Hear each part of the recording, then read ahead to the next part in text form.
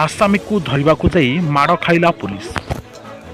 जगतसिंहपुर जिला तिर्तोल थाना अधीनस्थ राहामा बजार निकटस्थ तेरमाणपुर ग्राम में पुलिस को जड़े चोर माड़ मारी जनसाधारण सूचना मिली। सूचना अनुसार साइलो ग्राम पंचायत तेरमाणपुर बालीसाही ग्रामर आसामी नंदकिशोर बराल पिता रत्नाकर बराल पेशारे जड़े चोर अटे, जहाँ नाम तिर्तोल थाना 4-4टी केस रही। तिर्तोल पुलिस ताठू मासिकिया पण नहीं घंट घोड़ाउथिबा साधारण आलोचना होउथबा बेले ग्रामवासी संपुक्त चोर द्वारा अतिष्ट हो जाई थाना घेराव करने को चेतावनी देते।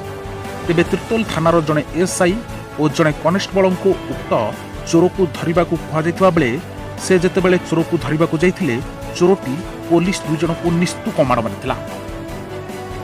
तेबे जड़े चोर कौन पाई एवं को साहस रे पुलिस को बाड़ेला ताहा उच्चस्तरीय तदंत करागले प्रकृत सत्यासत्य जना पड़िबो बोली साधारण आलोचना होछि। तेबे पुलिस को माड़ मारिथिबा नंदकिशोर को तुरंत गिरफ्त करी दृढ़ कार्यानुष्ठान ग्रहण करने को साधारण दाबी होछि।